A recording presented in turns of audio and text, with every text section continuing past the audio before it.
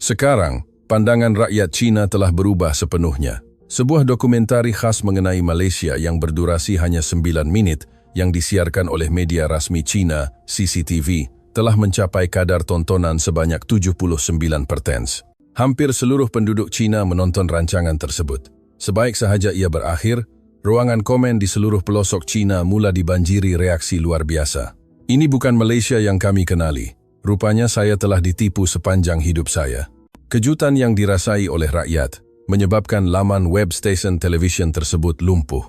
Namun, kejutan sebenar baru sahaja bermula. Video ini telah diterjemahkan ke pelbagai bahasa di seluruh dunia dan dalam masa 1 hari sahaja, jumlah tontonan telah mencecah lebih 10 juta. Media utama di Eropah turut melaporkan secara meluas mengenai video 9 menit ini. Komen daripada warga Eropah yang berkongsi pengalaman manis mereka di Malaysia mencurah-curah seperti air pasang. Apakah sebenarnya kandungan video ini sehingga mampu menggoncang dunia? Penerbit dokumentari ini ialah Li Di, seorang penerbit kanan di CCTV China. Selepas rancangan itu disiarkan, beliau menulis di media sosialnya, "Saya pergi ke Malaysia dengan penuh prejudis untuk membuat liputan. Tetapi semakin lama saya merakam, semakin saya berasa malu dengan diri saya sendiri." Apakah yang sebenarnya beliau lalui? Mari kita dengar kisah perjalanan yang menakjubkan ini melalui mata seorang rakyat Cina yang melihat kebenaran tentang Malaysia. Hello, saya Li Di. Saya bertugas sebagai ketua penerbit di media rasmi Cina. Dokumentari khas 9 menit mengenai Malaysia yang saya hasilkan akhirnya telah disiarkan. Tepat 2 menit 17, saat selepas rancangan bermula, telefon saya bergetar tanpa henti. Ia adalah mesej daripada pasukan pemantau kadar tontonan. Angka yang tidak masuk akal muncul, kadar tontonan 79%. Tangan saya menggigil kerana dalam pasaran televisyen Cina, tidak pernah ada sebuah dokumentari yang mampu mencatat angka setinggi itu. Di luar tingkap pejabat, pemandangan malam Beijing kelihatan sangat jelas. Di dalam bilik suntingan, hanya kedengaran bunyi penghawa dingin. Pada saat itu, dada saya berasa sebak dengan perasaan yang sukar digambarkan. Sebelum rancangan tamat, laman web rasmi stesen televisyen telah lumpuh. Pasukan teknikal melaporkan bahawa jumlah pengguna serentak telah melebihi had kapasiti pelayan. Di media sosial, tanda pagar penerbit yang melihat kebenaran menjadi sohor kini. Peti email peribadi saya juga hampir meletup. Sejujurnya, saya menjangkakan kecaman. Kerana ia melibatkan isu luar negara, saya fikir ia pasti akan mencetuskan kontroversi. Namun, apabila saya membuka ruangan komen, ramalan saya ternyata salah sama sekali. Terima kasih penerbit, kerana membiarkan kami mengetahui kebenaran. Saya berasa malu dengan prejudis saya. Ruangan komen mula dibanjiri dengan kata-kata penghargaan, terutamanya komen daripada seorang lelaki warga emas berusia 74-an yang diletakkan di bahagian atas. Saya hidup selama 70 tahun dan sentiasa percaya bahawa Malaysia adalah negara yang mundur dan tidak mesra. Tetapi hari ini saya benar-benar berasa malu. Membaca baris ayat pendek itu membuatkan kerongkong saya terasa perit. Hanya sejam selepas disiarkan, video yang dimuat naik ke akaun rasmi telah ditonton lebih 1 juta kali. Dalam masa 24 jam, angka itu melepasi 10 juta. Ini adalah kelajuan yang tidak pernah saya saksikan sepanjang 20 tahun kerjaya saya dalam bidang televisyen. Keesokan paginya, media luar negara mula membuat laporan susulan. Media Amerika Syarikat melaporkan dengan tajuk, "Rancangan Cina yang memecahkan tembok prejudis." Stesen televisyen Britain menyifatkannya sebagai keajaiban 9 menit. Media Prancis dan Jerman juga berlumba-lumba melaporkan berita ini. Reaksi penonton Eropah sangat mendalam. Seorang wanita Prancis menulis, "Saya teringat betapa mesranya pelancong Malaysia yang pernah saya temui." Seorang lelaki Jerman menulis, "Saya teringat seorang anak muda yang membantu saya di MRT Kuala Lumpur, membuatkan saya ingin melawat Malaysia sekali lagi." Seorang penonton Sepanyol memberi komen, "Kejujuran pada mata orang dalam video itu adalah benar. Saya merindui Malaysia." Pengakuan daripada rakyat Cina juga mencurah-curah. Kebanyakannya mengatakan bahawa walaupun Malaysia adalah jiran yang dekat, mereka tidak pernah melihatnya dengan mata hati yang sebenar. Seorang pekerja pejabat yang sebelum ini percaya Malaysia adalah negara yang keliru dan tidak teratur menulis, "Saya mesti pergi sendiri untuk mengesahkannya," sambil melampirkan tangkapan skrin tiket penerbangan yang telah ditempah. Keadaan pada hari berikutnya lebih mengejutkan. Laman web pembelajaran bahasa Melayu di seluruh China mengalami gangguan pelayan kerana trafik yang melonjak tinggi. Laporan menunjukkan jumlah pendaftaran meningkat 10 kali ganda dalam sehari. Sebuah pusat bahasa di Shanghai malah mengeluarkan notis bahawa senarai menunggu sudah mencecah 340 orang. Restoran makanan Malaysia di Beijing terpaksa ditutup awal pada jam 5 petang kerana semua bahan mentah habis digunakan. Seorang pemilik restoran yang menjual nasi lemak dan satai berkata dalam temu bual. Pelanggan berkata mereka ingin mencuba masakan ini selepas menonton dokumentari. Saya telah berniaga selama 20 tahun dan tidak pernah melihat perkara seperti ini. Media China melaporkan fenomena ini dengan tajuk, keuntungan restoran Malaysia meningkat 4 kali ganda. Letupan penggunaan selepas kejutan budaya. Catatan daripada warga Cina yang berada di Malaysia di media sosial juga membuatkan saya tersentuh. Rakan sekerja saya di syarikat perlombongan Perak buat pertama kalinya berkata kepada saya, Malaysia adalah tempat yang sangat hebat. Produk Malaysia di pasar raya berdekatan habis dijual.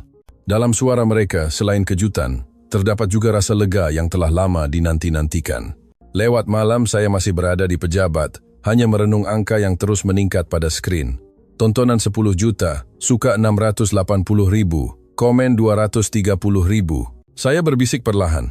Ini bukan rancangan yang saya hasilkan. Ini adalah dunia yang melihat kebenaran. Pada saat itu, emosi yang saya rasakan adalah kejutan, getaran, dan sedikit kekeliruan. Namun saya tahu, semua ini bukan secara kebetulan. Sebelum menghasilkan video ini, saya juga tidak ada bezanya. Saya penuh dengan prejudis terhadap Malaysia, angkuh dan enggan melihat kebenaran. Perubahan saya bermula kerana pengalaman pribadi saya di Malaysia. Pengalaman itu mengubah hidup saya dan akhirnya menggerakkan seluruh Cina. Sebenarnya, semasa merancang dokumentari ini, niat saya sangat berbeza. Sejujurnya, saya mahu mendedahkan sisi buruk Malaysia. Di dalam bilik mesyuarat perancangan, saya berkata kepada rakan sekerja, kebelakangan ini, perbincangan mengenai Malaysia terlalu kerap didengar di Cina. Saya sangat tidak suka kononnya. Pelancongan ke Malaysia ini membuatkan generasi muda jatuh dalam khayalan. Suara saya penuh dengan ego sambil menunjuk ke arah papan putih. Saya mahu tunjukkan kepada mereka wajah sebenar Malaysia. Bukan imej yang diindahkan, tetapi realiti yang sebenar. Papan putih itu sudah dipenuhi dengan agenda yang saya sediakan. Ekonomi yang lembab, jalanan yang huru-hara, kepura-puraan sosial. Itulah imej Malaysia dalam kepala saya. Pengarah stesen televisyen berkata dengan wajah bimbang, keseimbangan media adalah nyawa. Jangan terlalu memihak kemana-mana. Tetapi kata-kata itu sebaliknya mencabar ego saya. Saya menjawab dengan tegas, menunjukkan kebenaran bukankah misi seorang wartawan. Penonton berhak mengetahui realiti. Keyakinan saya ada alasannya. Saya tidak pernah ke Malaysia, tetapi selama berpuluh tahun saya mendengar pelbagai cerita. Apa yang diceritakan oleh senior, artikel negatif di internet, dan yang paling penting adalah rasa unggul dalam hati saya. Pasukan saya juga dipilih dengan sengaja. Penerbit muda, Xiao Mei, tidak pernah menonton drama Malaysia. Editor, Da Wei, berkata dia tidak pernah minum teh tarik. Saya sengaja memilih mereka yang tidak pernah ke Malaysia, supaya tidak mempunyai pandangan awal, tetapi sebenarnya, saya mahukan mereka yang akan bersetuju dengan pandangan saya. Dalam mesyuarat pertama, Xiao Mei bertanya, penerbit, adakah Malaysia benar-benar mempunyai banyak masalah? Saya menjawab dengan penuh yakin. Pergilah lihat sendiri, kamera tidak akan menipu. Da Wei menambah, kebelakangan ini produk Malaysia sangat popular di China. Adakah itu perlu dilaporkan juga? Saya menggelengkan kepala. Jangan terpedaya dengan teknik pemasaran. Apa yang kita mahu tunjukkan ialah kebenaran yang tersembunyi di sebalik iklan yang hebat. Selepas mesyuarat, saya menulis objektif dalam nota saya. Ringkaskan dan tunjukkan wajah sebenar Malaysia dalam 9 menit. Pecahkan khayalan dan biarkan mereka melihat realiti. Malam itu, saya memberitahu istri saya. Dokumentari kali ini pasti akan menjadi bualan ramai, kerana orang ramai akan tahu kebenaran. Istri saya bertanya dengan bimbang, awak tidak pernah ke Malaysia? Kenapa begitu yakin? Saya ketawa dan menjawab, bukankah saya selalu pesan jangan tertipu dengan rupa luaran? Kamera mesti tenang, buang emosi, dan masukkan fakta. Kebenaran akan muncul dengan sendirinya. Keesokan paginya dalam perjalanan ke tempat kerja, saya melihat iklan pelancongan Malaysia di kereta api bawah tanah. Model yang cantik tersenyum lebar. Saya berfikir dalam hati, Kerana imej yang diindahkan, inilah orang ramai tertipu. Saya akan mendedahkan semuanya. Di stesen televisyen, saya menyemak semula kertas kerja. Khayalan dan realiti Malaysia, saya sangat suka tajuk itu. Dalam mesyuarat terakhir, saya menekankan, kita tidak membawa sebarang prejudis, hanya rakam apa yang kita lihat. Selagi kamera menghala ke arah kebenaran, ia akan terpancar. Xiaomei bertanya dengan berhati-hati, bagaimana jika apa yang kita lihat tidak sama dengan apa yang kita jangkakan? Saya menjawab dengan yakin, mustahil. Bagaimana tanggapan yang terkumpul selama berpuluh tahun boleh berubah dalam sehari? Saya menutup buku nota dan berbisik, 9 menit sudah memadai. Imej palsu tidak akan bertahan lama. Ketika itu, saya benar-benar penuh keyakinan. Walaupun saya tidak pernah melihat Malaysia dengan mata sendiri, saya fikir apa yang saya tahu adalah segala-galanya. Saya tidak menyangka betapa besarnya keangkuhan dalam hati saya, dan betapa malunya saya nanti. Bermula dari saat tiba di lapangan terbang antarabangsa Kuala Lumpur, Kelia, ada sesuatu yang tidak kena, tetapi saya enggan mengakuinya. Lapangan terbang hanyalah tempat pameran untuk pelancong asing, kata saya kepada pasukan saya. Tetapi kemudahan moden, kaki tangan yang fasih berbahasa Mandarin dan Inggris, serta papan tanda yang jelas membuatkan saya terkejut dalam hati. Di kaunter pemeriksaan imigresen, apabila pegawai berkata dengan nada lembut, "Selamat datang ke Malaysia," saya secara tidak sedar mengangguk. Meninggalkan lapangan terbang, kami menaiki teksi menuju ke pusat bandar Kuala Lumpur. Saya menghidupkan kamera dan mula merakam pemandangan di luar tingkap. Apa yang saya jangkakan ialah kesesakan lalu lintas yang huru-hara dan suasana yang tertekan, tetapi jalan rayanya sangat teratur. Kenderaan mematuhi peraturan jalan raya. Pemandu teksi melihat saya melalui cermin pandang belakang dan bertanya, "Datang dari China ke? Apa yang awak rakamkan?" Saya bertanya dengan nada provokasi. "Saya dengar orang Kuala Lumpur sangat dingin. Adakah mood Pakcik hari ini sangat baik?" Pakcik pemandu itu ketawa dan menjawab, "Mana ada dingin? Kami di sini memang mesra dan sentiasa mengalu-alukan tetamu. Melihat orang dalam kesusahan dan membantu adalah perkara biasa bagi kami." Kata-kata itu membuatkan saya terdiam. Kuala Lumpur yang dingin dan asing, seperti yang saya bayangkan, tidak ditemui di mana-mana. Setibanya di hotel, keadaannya sama. Sebaik masuk ke lobi, kaki tangan menyambut dengan ramah. "Selamat datang Encik. Kami sudah menunggu kehadiran Encik." Saya bertanya dengan terkejut bagaimana dia tahu nama saya. Dia berkata maklumat tempahan telah disahkan lebih awal. Semasa mendaftar masuk, saya sengaja menyusahkan mereka dengan meminta bilik yang sangat senyap. Suhu penghawa dingin ditetapkan tepat pada 24 darjah dan panggilan kejut pada jam 7 pagi tajam. Kaki tangan itu tidak menunjukkan rasa rimas, sebaliknya tersenyum. "Tentu sekali Encik, semoga Encik mendapat rehat yang tenang." Keesokan paginya di restoran hotel, saya membuat permintaan yang lebih cerewet. Kopi mesti suam, telur separuh masak, roti dibakar nipis. Saya fikir pelayan muda itu akan keliru, tetapi dia tersenyum ceria. "Baiklah, sila tunggu sebentar." Hidangan yang dihantar sangat menepati permintaan saya dan rasanya sangat sedap. Saya sengaja meninggalkan banyak makanan dan bangun untuk pergi. Kaki tangan itu datang dengan bimbang dan bertanya, "Encik, adakah makanan tidak kena dengan selera? Perlukah saya tukarkan dengan yang lain?" Saya menggeleng dengan rasa serba salah. "Tidak, saya sudah kenyang." Apabila mula merakam di jalanan, ia juga tidak seperti yang dijangkakan. Kawasan Bukit Bintang dan KLCC sangat bersih dan teratur. Orang ramai berjalan dengan tertib dan hampir tiada sampah kelihatan. Tong gitar semula ada di mana-mana. Saya memutuskan untuk sengaja bertanya arah jalan, mengharapkan respon yang tidak mesra atau pandangan benci terhadap orang asing. Tetapi setiap orang yang saya tanya berhenti melangkah dan menunjukkan jalan dengan mesra. Seorang pelajar universiti berkata, "Kebetulan saya pun mau ke arah sana, mari kita jalan sekali." Dia menemani saya berjalan jauh. Seorang makcik melihat saya membawa peralatan berat dan berkata, "Kelihatan sangat berat, mari saya hantarkan ke perhentian teksi." Kejutan terbesar ialah pertemuan dengan seorang lelaki warga emas. Saya sengaja bertanya jalan yang sangat rumit. Pakcik itu menjelaskan, tetapi berasa sukar untuk menerangkan dengan kata-kata, lalu berkata, "Mari, saya hantar terus ke sana." Dia menemani saya berjalan selama 15 menit sehingga sampai ke destinasi. Apabila tiba, pakcik itu berkata, "Sangat gembira melihat Anda datang dari China, semoga Anda mendapat kenangan indah di Malaysia." Malam itu di hotel saya memainkan semula video yang dirakam. Skrin dipenuhi dengan wajah-wajah orang yang mesra, jalanan yang bersih, dan suasana yang harmoni. Ini bukan Malaysia yang saya cari. Saya merungut sendiri dan menekan punat padam pada komputer riba. Fail rekaman sepanjang hari hilang begitu sahaja. Xiaomei terkejut. Penerbit, kenapa padam semuanya? Saya merenung skrin dan menjawab. Ini bukan yang benar, ini hanya kebetulan. Esok pasti akan berbeza. Tetapi di lubuk hati, saya tahu masalahnya bukan pada Malaysia, tetapi pada prejudis saya sendiri. Saya bukan mahu melihat kebenaran, tetapi mahu mencari bukti untuk menyokong prejudis saya. Di luar jendela, pemandangan menara berkembar Petronas, KLCC, bercahaya indah. Melihat pemandangan itu, buat pertama kalinya saya berasa malu. Selepas pulang dari Malaysia, saya mencoba kaedah baru.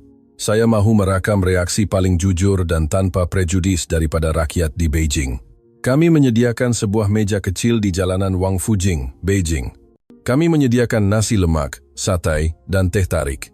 Kami menawarkan ujian rasa percuma kepada pejalan kaki. Pada mulanya orang ramai memandang dengan penuh curiga. Seorang pekerja pejabat berusia 30 Fuan mendekat. Sambil melihat satay dia berkata, "Ini masakan Malaysia kan? Saya belum pernah coba." Selepas merasainya, matanya terbeliak. Wah, kuah kacang ini sangat sedap. Dagingnya sangat empuk. Dia menghabiskan semua satay dan menelepon rakan sekerjanya. Cepat datang sini, ada makanan yang sangat sedap. Dua orang suri rumah berusia 50 kripo, teragak-agak di depan nasi lemak. Warnanya nampak pelik sedikit. Salah seorang memberanikan diri mencuba dan terus memuji. Apa ini? Nasi ini sangat harum dengan santan. Sambalnya juga sangat unik. Boleh beritahu saya resipinya? Dia menghabiskan sepinggan nasi itu di situ juga. Sepasang kekasih universiti melihat teh tarik dan ketawa. Ini macam teh susu biasa, tapi dengar kata yang dari Malaysia ini asli. Si lelaki menghirupnya dan tersenyum. Rasa teh ini sangat wangi, manis tapi tidak memuakkan. Tidak seperti yang biasa kita minum. Si gadis turut meminumnya dan bertanya, di mana kita boleh beli yang asli di Beijing? Yang paling mengesan ialah seorang lelaki tua berusia 70 komaan. Dia berjalan perlahan dengan tongkat, mencuba sedikit nasi lemak dan terdiam lama. Sepanjang hidup saya fikir orang Malaysia ini berbeza dan jauh dari kita. Rupanya saya yang jahil. Air matanya bergenang sambil menyambung. Sejak muda saya diajar tentang perbezaan. Tetapi selepas merasa makanan ini, saya tahu mereka mempunyai budaya yang sangat halus dan penuh kasih sayang. Orang ramai mula berkumpul. Kami pun mau coba, baunya sangat harum. Makanan yang kami sediakan habis dengan cepat. Orang ramai bertanya, esok datang lagi tak? Di mana boleh beli makanan ini? Seorang lelaki separuh umur berkata, saya selalu nampak pelakon drama makan masakan ini. Sekarang saya faham kenapa. Makan ini bila mood tidak baik memang terbaik. Juru kamera, Dawei, bertanya perlahan. Penerbit, mahu terus rakam. Saya melihat ke arah kanta kamera dan berkata, berhenti. Ini bukan visual yang saya mahukan. Tetapi hakikatnya, itulah realiti. Apabila manusia membuang prejudis dan merasai dengan hati, itulah reaksi yang paling ikhlas. Seorang kanak-kanak menarik tangan ibunya. Mak, saya nak minum itu. Ibunya teragak-agak. Tetapi kanak-kanak itu berkata, kawan sekelas saya Ali, yang ibunya orang Malaysia, bekal makanannya selalu nampak sedap. Pada saat itu saya sedar, anak-anak kecil sudah bergaul tanpa prejudis. Masalahnya adalah pada stereotip orang dewasa seperti kita.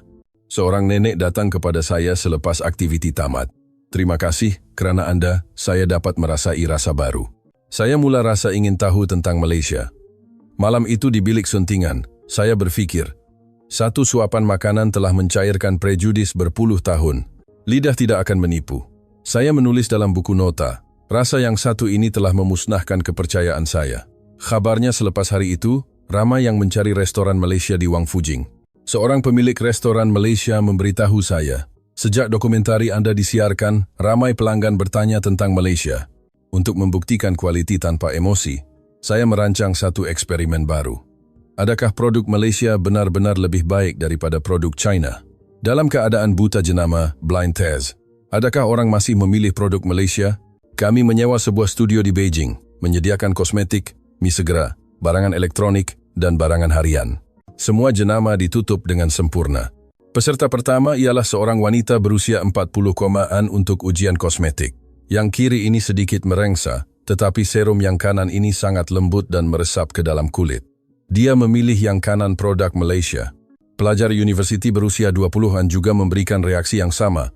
Material barangan ini lebih berkualiti dan nampak semula jadi. Daripada 12 peserta, 9 memilih kosmetik Malaysia. Ujian mie segera lebih mengejutkan. Kami memasak mie segera premium Malaysia dan produk China dengan syarat yang sama. Kuah ini lebih pekat dan mempunyai rasa yang mendalam. Mie-nya juga lebih kenyal, kata seorang peserta. Apabila jenama didedahkan, semua orang terkejut. Apa? Ini mie segera Malaysia? Saya fikir ini dari syarikat besar kita. Ujian barangan elektronik juga diteruskan. Seorang pelajar reka bentuk menilai, reka bentuk ini lebih moden dan bertaraf antara bangsa. Barangan yang dia pilih kebanyakannya adalah buatan Malaysia. Seorang pekerja pejabat berkata tentang power bank Malaysia. Ini lebih ringan, reka bentuknya ringkas, dan kelajuan mengecas lebih pantas. Saya mencatat dalam buku nota, reka bentuk yang berpusatkan pengguna. Keputusan akhir menunjukkan produk Malaysia mendapat 73% kadar pilihan. Saya memandang keputusan itu dan berbisik. Ini adalah kebenaran yang tidak boleh saya ubah melalui suntingan. Seorang peserta berkata, sejujurnya, saya tidak suka produk Malaysia sebelum ini kerana percaya produk kita yang terbaik. Tetapi hari ini saya sedar, itu adalah prejudis. Seorang wanita muda bertanya, sejak bila Malaysia mula hasilkan barangan sehebat ini? Adakah saya sahaja yang tidak tahu? Saya tidak dapat menjawab kerana saya juga tidak tahu. Kaki tangan saya bertanya, penerbit, adakah keputusan ini perlu disiarkan? Wajib. Angka tidak akan menipu. Malam itu saya menganalisis data. Tidak kira umur, jantina, atau pekerjaan, keputusannya hampir sama. Malaysia sememangnya di hadapan dalam aspek kualiti tertentu. Dawei menambah, tanggapan bahawa Malaysia sedang mundur adalah satu ilusi. Saya merenung keluar jendela. Kebenaran wujud dalam angka. Keputusan ini telah menghancurkan ego terakhir dalam hati saya, tetapi pada masa yang sama saya berasa bebas, kerana tidak perlu lagi berpaut pada rasa unggul yang palsu. Saya kemudian mencadangkan untuk mendengar suara mereka yang pernah ke Malaysia. Kami melakukan temu bual di jalanan Sanlitun, Beijing. Seorang pekerja wanita berkata, Malaysia sangat dekat, jadi saya pergi pada hujung minggu. Sejujurnya tiada jangkaan tinggi, tetapi ia sangat bersih, makanan sedap, dan kafe di sana sangat unik. Sepasang suami istri berusia 50-an berkata, kami ke sana untuk sambutan ulang tahun perkahwinan ke-30. Sekarang suami saya yang paling bersemangat mau pergi lagi.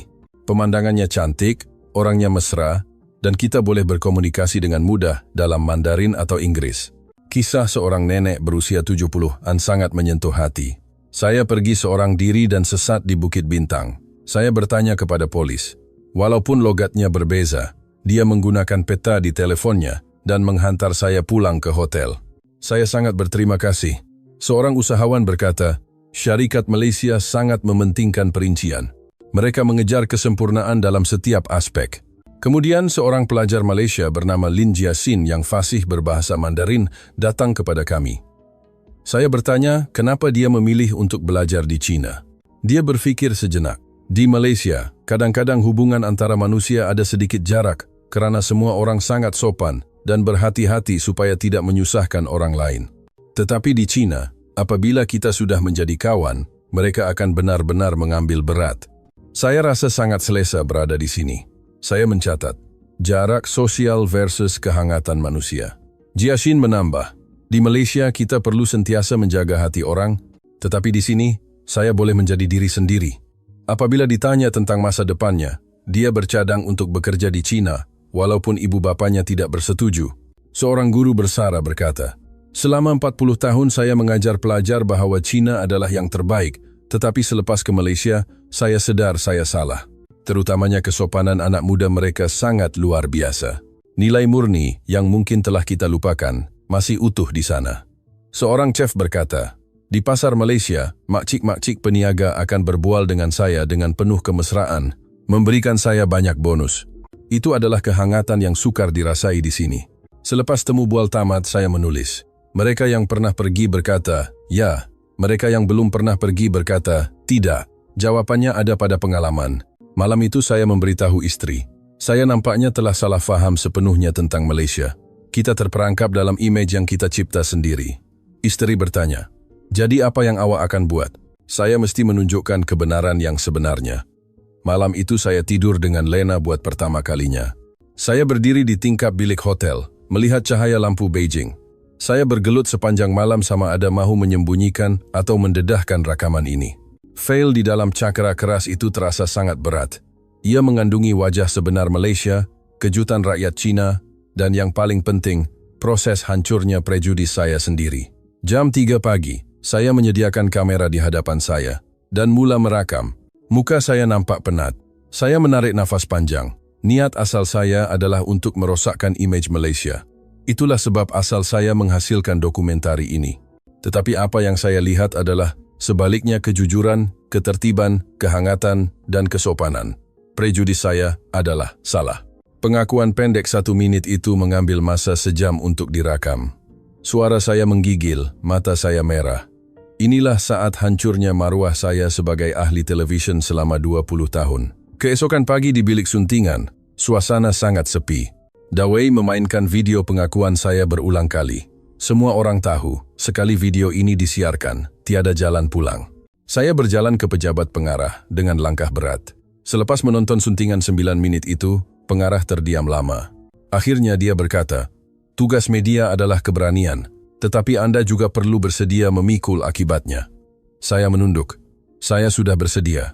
Mesyuarat peringkat atasan berlangsung seperti ribut. Ada yang membantah kerana dianggap terlalu memuji Malaysia, ada yang menyokong kerana zaman sudah berubah. 2 jam kemudian, pintu terbuka. Pengarah bertanya, "Anda benar-benar yakin?" Saya tidak melarikan pandangan. Masa yang diberikan hanyalah 9 menit. Saya fikir 9 menit sudah cukup. Kebenaran tidak bergantung pada tempoh masa. Dalam proses suntingan terakhir, saya bergelut untuk memilih visual yang paling berharga. Pakcik yang menunjukkan jalan, nenek yang menangis makan nasi lemak, reaksi terkejut peserta ujian buta. Saya memutuskan untuk meletakkan pengakuan saya di bahagian paling hadapan. Penonton mesti tahu bagaimana dokumentari ini bermula dan bagaimana ia berubah. Suara latar saya kali ini berbeza, ia penuh dengan keikhlasan. Sudah terlalu lama kita tidak memandang satu sama lain dengan jujur. Masanya telah tiba untuk menanggalkan kacamata prejudis. Hari siaran tiba. Rakan sekerja memandang saya dengan pelbagai reaksi, ada yang bimbang, ada yang hormat. Jam 8 malam, saya berdiri di bilik kawalan dengan peluh di tapak tangan. Jantung berdegup kencang. Rancangan bermula. Wajah saya muncul di skrin, dan kata-kata itu bergema ke seluruh Cina. Niat asal saya adalah untuk merosakkan image Malaysia. 2 menit pertama berlalu dalam kesunyian. Sebaik sahaja adegan pengakuan saya muncul, segalanya meletup. Kadar tontonan melonjak secara gila. 30%, 50%, sehingga 70%. Pelayan laman web stesen televisyen mengeluarkan amaran. Ruangan komen dibanjiri, penerbit yang berani.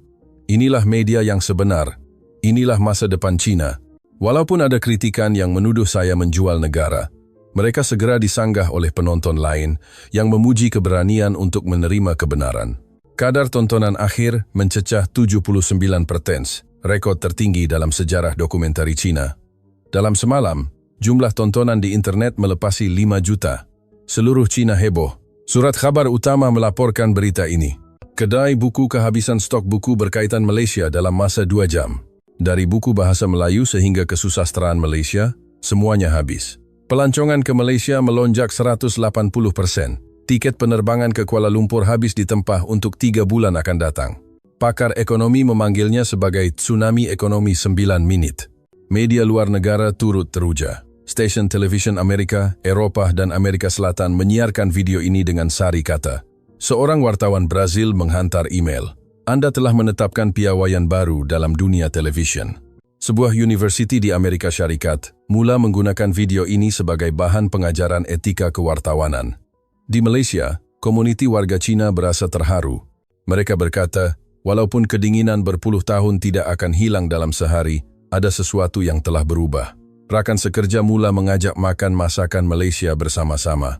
Seminggu selepas itu, saya dijemput ke forum media sedunia. Apabila saya naik ke pentas, ratusan ahli media berdiri memberikan tepukan gemuruh. Saya berkata, kebenaran tersebar lebih cepat daripada kata-kata. Keberanian seorang manusia boleh mengubah dunia. 9 menit sudah memadai. Apabila ditanya apa perubahan terbesar, saya menjawab, perubahan terbesar ialah diri saya sendiri. Cara saya melihat dunia telah berubah. Itulah keajaiban sebenar. Malam itu saya melihat lampu Beijing dari tingkap hotel. Pemandangan yang sama tetapi terasa sangat berbeza. Sekarang saya faham. Kita tidak boleh menjatuhkan hukuman sebelum melihat dengan mata sendiri. Keberanian 9 menit telah mengubah dunia. Atau mungkin dunia memang sudah bersedia, hanya menunggu seseorang untuk menolak pintunya. Adakah Anda seronok menonton video ini? Sila tekan butang suka dan langgan saluran ini, serta hidupkan loceng pemberitahuan. Ini adalah galakan besar buat saya. Sila tinggalkan komen Anda yang membanggakan tentang Malaysia. Di sini adalah ramalan masa depan. Kita jumpa lagi di video akan datang. Yeah.